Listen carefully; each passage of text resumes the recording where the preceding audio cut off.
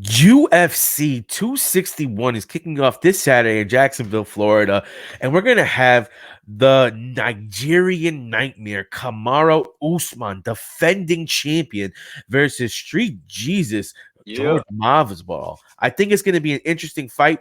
I got one of my good friends on here, Cheeky. Yo, He, he, yo. he's a big sports betting, sports UFC guy. He's a Masvidal guy at that, which I think is going to be interesting based on some of the takes that he has to discuss this fight. So, Cheeky, say what up to the guys. Yo, what's up, everybody? Yo, listen, man, this fight is gonna be fire. Listen, I'm a Masvidal fan, and I was watching the press conference, Mm-hmm. and listen, Usman is a problem. I'm a Masvidal fan, but as a better, I don't think that Masvidal looked too confident in the press conference.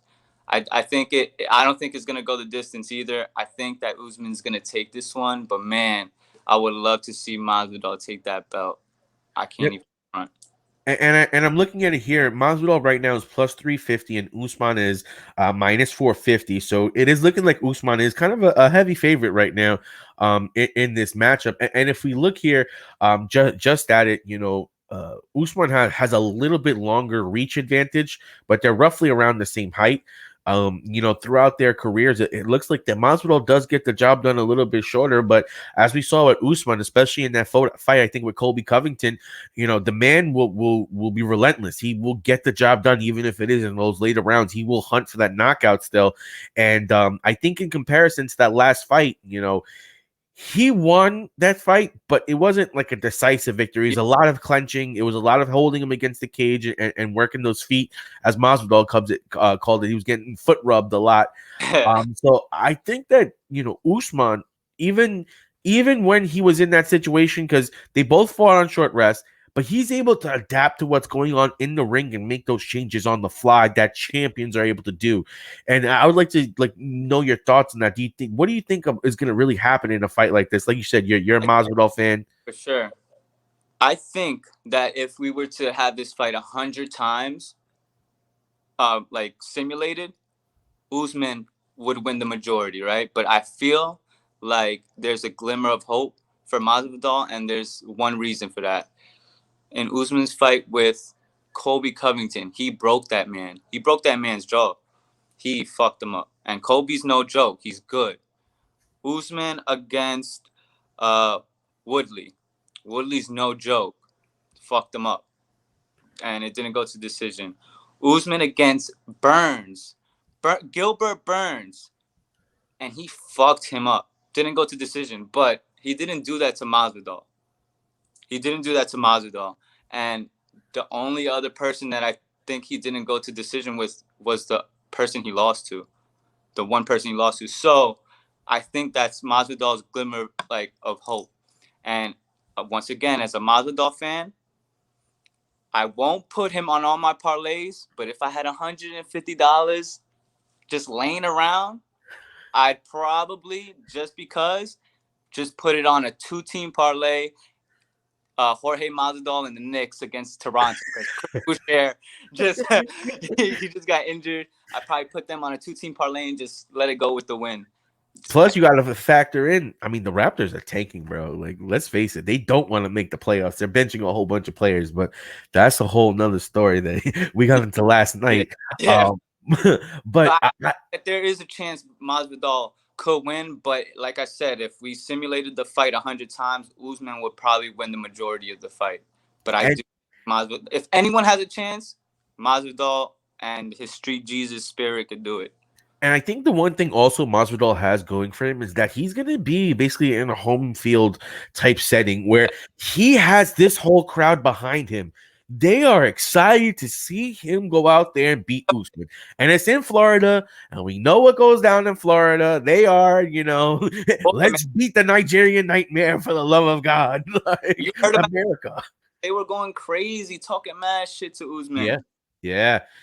And I think the cool thing was, did you see when Chad Ochocinco was asking questions to Masvidal? And he's like, wait, is that Ocho? Yeah. So I thought that was really cool, and I think that he asked really a good question of, what's the reason why bettors should have confidence in you after you lost the first time and betting this time, and like I said, he thinks that just stopping the ground attack of Usman and being able to avoid being held up and stop those foot kicks would have helped him out, but I just think that Usman is well aware of what he's going to have to do to stop that and is going to have the counter to that. He's like, okay, now you're going to come in anticipating that I'm going to go this way.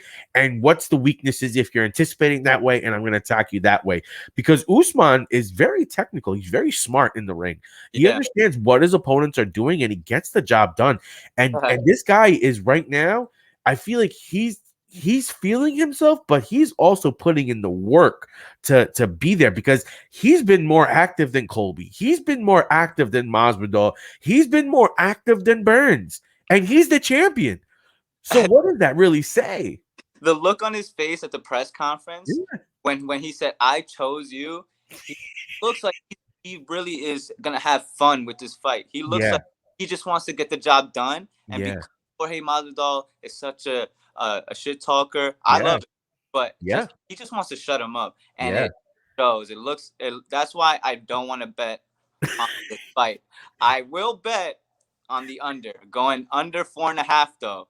That is I think it's not going the distance because these two guys, like it's not real beef, but they want to get their heads off.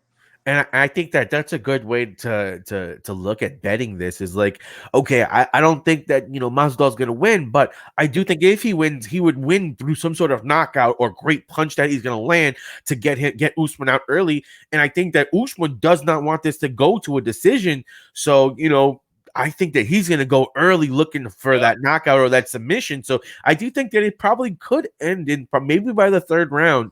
Because if they're going to war by that 15-minute mark, someone's going to be really hurt.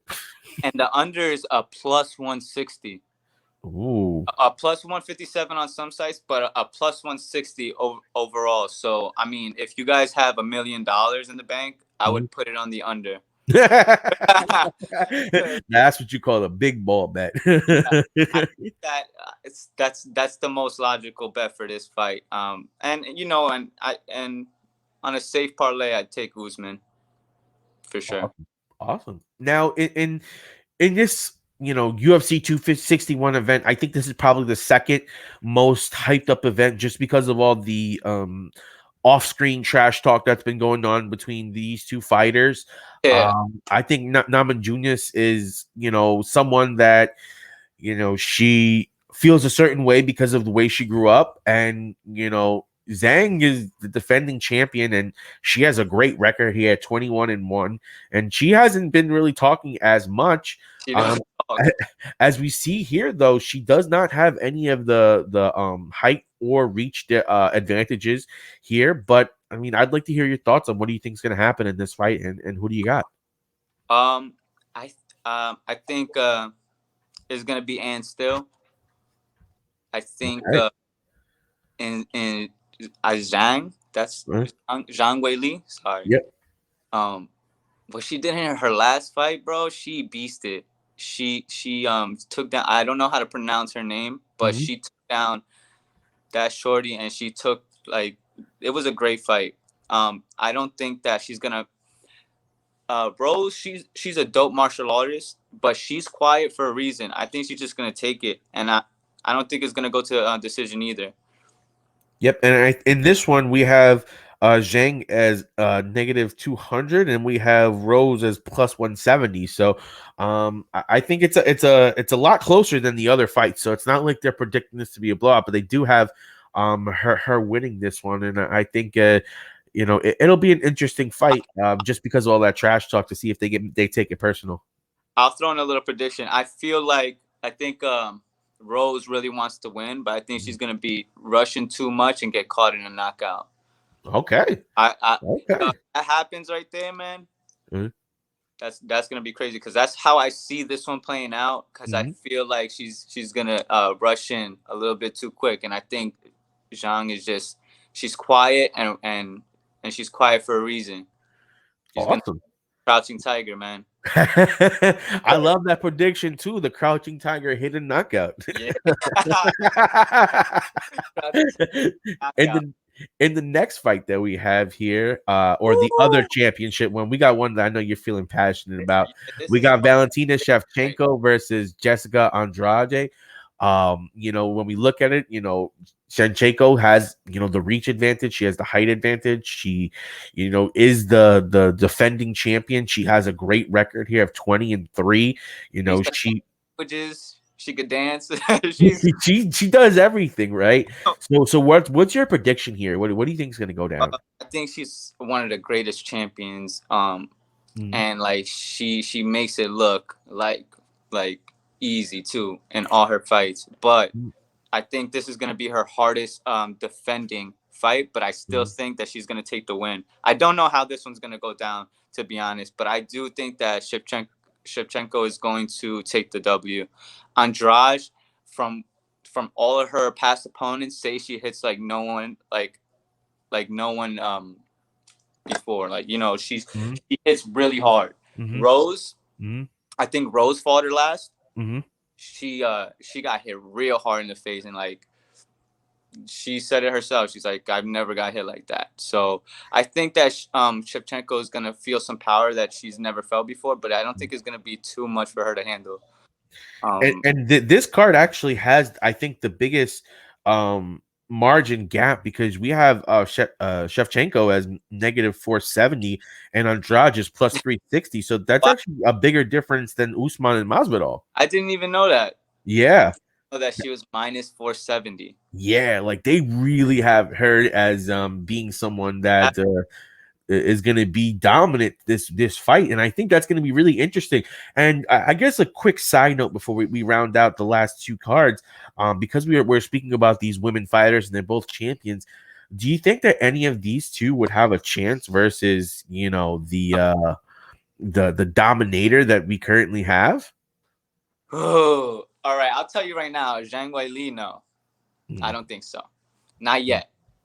I mm, don't know. I don't think so. I mm, can't even picture that matchup. mm, Shevchenko and Amanda Nunes, uh-huh.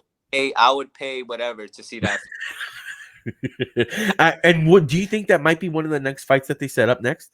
I don't think so because Shevchenko, I was just watching the interview. She's just like, this is the weight class that I'm comfortable in. So Mhm. I don't think that unless Amanda Nunes, I don't even know the weight differential between, Sure. but Mhm.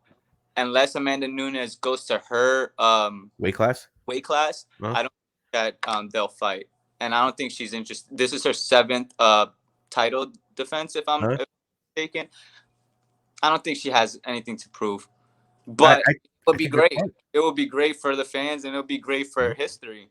I I, think that's smart for her too. Like, keep rocking your division, stay in your lane, because Nunez right now is on a run. Like, you don't want to fight her. Like, keep yeah, your belt, keep I keep don't. your main card status, keep making money. Give me money. That's what it's about. Don't give me pain. Facts. I would. I don't. I would see that fight for sure, but I don't think it's gonna happen soon. And in the next fight, I think we get a really cool fight. We get primetime Uriah Hall, out of Jamaica, and we Yeah, get the All American Chris Weidman, who, a local boy for us. We're from Long Island. So he was, training right out here, right by us. And I think for Long Island, UFC really caught fire they're both when from. hit. What happened? They're both from New York, though, right? I'm not too familiar with Uriah Hall, so he definitely very well could be. Yeah. I know that Weidman moved down to North Carolina for his training, and it's not New York anymore. If I'm not Um, mistaken, I think he's from Brooklyn. oh man, so this is New York heavy right here, and I'm loving it.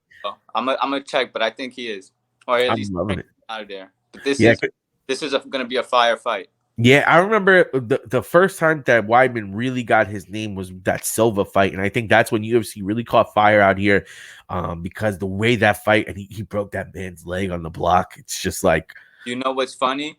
That Chris Weidman beat Silva. Uriah Hall just came off of beating Silva. So I mm. feel like this is gonna be like a clash of titans right now. They both beat a legend in spectacular fashion. My big thing though with Weidman that I have to say, when I watched his last fight, he was He was gassed. That tank was empty pretty fast, and he didn't look like he was in the best shape. Now I know he's recovering off of a couple of injuries, but that's the one thing that does worry me about Weidman is what kind of shape and conditioning is he in, and can he last if this becomes a drag out fight where it does go into the third round. I'll tell you right now, it's gonna end with a back spinning kick to the face for Chris Weidman. Ooh. I think you're right. Ooh. Let's back spin kick him to the face and just It's gonna end in spectacular fashion. yeah, I think this is gonna be a knockout from Uriah Hall. Unless Chris Weidman takes it to the floor early on some wrestling shit. I don't know how I don't know how Uriah Hall's defense against wrestling is especially Chris Weidman. I think he's a really good wrestler, right? Yep. Yep. And I think that's what Wideman got known for. But when we look at this one thing, it looks like that, Uriah Hall is a knockout artist. 76% of his wins were by knockout or TKO, and only 6% of his wins were by submission versus Weidman, who's hit 27% with submission and 40% with TKO. Now, obviously, it looks like Weidman is getting more fights that are going down to the decision, and Hall seems like he might be the favorite as far as it goes from the stats. But when we look at the line, the line is pretty close because it's plus 105 for Uriah Hall and minus 125 for Weidman. So they do have Weidman as a slight favorite, but I think, like you said, this could be a really fire fight because they seem to be almost opposite in their style, but I think that could make for a really good fight. I didn't know Weidman was a favorite. Wow. Yeah, slight favorite though, because he's only minus 125, but it's a slight favorite. Okay. Well, I still think it's gonna be a Hall Oof. ace first round. You think Hall's gonna take out Weidman? I really think that I think he's gonna win this fight for sure. Especially after last fight, what he did to Silva. I mean, I don't know if Silva's washed up, but Yeah, well, they cut him. They cut him. So, I think that's going to be another good one. This is going to be a great card for the UFC. Another great one. They've been putting on some great shows lately. I'm hyped. Yep. And this one, I know you had some passionate thoughts about this fight, and I think this is going to be a really cool one. We got Anthony Smith versus Jim Crute, and if we look at the record, it's 34-16 versus 12-1. And I can give you all the stats on it, but I'm gonna let my friend over here give you his thoughts. Guy Jimmy Crute, 12-1, correct? Yep. Yeah, 12-1, bro. None of his fights have went to decision. This guy's a tank. If you see this guy punching, it's like straight out of a nightmare. This guy is tough. But my boy Smith is also tough. I think he has over 50 fights, professional fights, and this man has many knockouts under his name. And I like Smith in this fight because we need a big upset. And Smith has lost his last fight, and I don't think Smith is I don't think he's a bum, man. I think he lost his last 2 fights actually. So I think he's gonna try and pull this win out. And if he could pull this win over Jimmy Crute, someone that's finished, all his fights went to decision, never went to decision, I think this will be an ill win for him. And I know he's hungry, and he's not just someone that's taking a fight just to take it. He's a fighter. He fights a lot. Yep. And if we look at the line, Anthony Smith is plus 170 and Jimmy Crute is minus 200. So it's probably the second closest one or third closest one after Weidman and Hall and Yang and Namajunas. So this is going to be one of the closer fights that they're predicting. I think the only 2 blowouts that they have is Usman and Shevchenko. They definitely are heavily favoring them. But other than that, it seems like most odds are pretty close. Yeah. This is gonna be a great event. I mean, like, it can go either way for these two. The positive, I think the positive outcomes that I think I know are gonna happen is definitely that Usman Masvidal fight going under, and I think Shevchenko is definitely gonna keep her belt. Those are 2, I think, definite predictions for UFC 261. And then I guess the next question is what would be like your parlay, I would say, of the day or of the match or of the night. So I mean, if I'm having fun, I'm taking for UFC 261. I'm taking Shevchenko money line. at minus 475. Um, I'm gonna try to boost that up with Smith money line at what is he plus 170. Mm-hmm. I'm gonna take Usman Masvidal under. I think that's a plus 160. Mm-hmm. We're gonna take Zhang Weili Mm-hmm. money line, and then we're gonna. Well, me personally, I take Uriah Hall, and if you don't like that, I definitely take it to go under 2.5 rounds. But Ooh. me, for my parlay, I'm gonna take Uriah Hall straight up. Yep. And as you mentioned earlier in the broadcast, you have tons of reasons why you're passionate about that fight and why you think that he's going to do good. So I think that's an interesting bet, and it's going to be great to see what happens. But we know we're definitely going to have that posted up on our page, and we're going to have you back on to cover some of the recaps on this. But I think that's going to be a great parlay. I'm excited to see what happens because Yeah, that's gonna be sounds like a great win. It's gonna. I'm excited, man. You got me hyped. I love talking betting. I love talking UFC. I love talking with you I mean, about this. This is great, bro. I'm It's, already. you gonna I'm make some people some thinking money. the bets for Poirier and McGregor. Like that's. I'm already thinking ahead on to the Oof, next event. Like oof. That's gonna be a massive one too. there's so I many. think that's the next massive fight that's coming up, right? Is there anything in between that's Oh, really gonna? there is who else is fighting? There's another belt on the line. I forgot, but I think that's the next one coming up. Poirier and McGregor. Yeah, I think that's in June, right? Yeah, June 1st or June 5th. Yeah. And I'm hoping that McGregor brings the attitude back because him trying to be the nice guy was the worst thing he probably could have done for his psyche. Yeah, man. I don't like nice McGregor. I like asshole McGregor. Yeah, asshole McGregor wins you money. but on yeah, but on that note, we're definitely gonna have Cheeky back on for more UFC discussion with you guys. We'll definitely have him on sometimes with Dave so we can get that nice back and forth with all of us going on there. So we have some big things coming with you guys for UFC. So make sure you stay tuned. The daily He's boy, baby. Yep, and right before we go, I want Cheeky. You had a couple of locks in like NBA and basketball because Cheeky right now is hitting big money on these bets, and he's been gracious enough to drop some knowledge with our fan base and help you guys get some advantages and get you guys some money. Because guess what? That's what we're about. We're helping you win your league, helping you win your bet, and that's why we're here. That's why we do this. Yeah, we're trying to have fun watching sports, and why Yep. not make a little bit of money when you watch so much sports? You know what I'm saying, and you Yep. can see some trends. Why Yep. not capitalize, right? So Yep. let's start with some NBA real quick. I'll Yep. give you guys one team from each sport real quick. I Yep. did a lot of thinking. Warriors, they've been going crazy. They're facing Denver. Denver has won 4 straight. Warriors, I think, just came off a loss, but Warriors are in the 10th spot. If they want a chance to be in the playoffs, they need to win this game. So why they're home? Denver's coming to Golden State off of 4 wins. They're due for a loss. Golden State needs to win.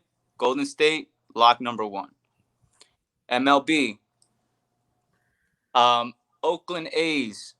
They've been on a 7-game win streak, and they're going to Baltimore to play the Orioles, and Orioles just came off a loss. Now, anytime the Orioles are underdogs this season, they've won. So I think Oakland A's coming off of 7 wins, they're due for a loss. Orioles at home, they just lost. Orioles, straight up, they're plus like 115. Parlay that with the Warriors. And then for NHL, Minnesota Wild against the LA Kings. Minnesota Wild, 7-game win streak. They're going home. They're going to LA to face the Kings, which I think they just came off a loss. If not, I think they lost 2, won 1, but same thing. Minnesota Wild coming off of 7 wins. Minnesota Wild is good, but not that good. I think that LA Kings money line, if you want to be safe, take them run line plus the 1.5. But what I'm doing today, Warriors money line, Orioles money line, Kings money line. Oof. $1 million on it. Oof. Give me money. That's what he said. But we'll check in tomorrow to see how it went. Absolutely. Well, I want to thank you for your time coming on today. We hope everyone gets that bet in because, you know what I mean? Like you said, it's a lock. I love talking with you. Absolutely, bro. Boys, man, it's super fun. And Absolutely. We're gonna be doing this again. You're gonna be a regular guest, and we'll be able to get these people educated for their bets. But until next time, he is Cheeky. I am the talented Mr. Taco. This is the Daily Sporting, and we are out. Peace. Hey, David and Taco, they bring the heat.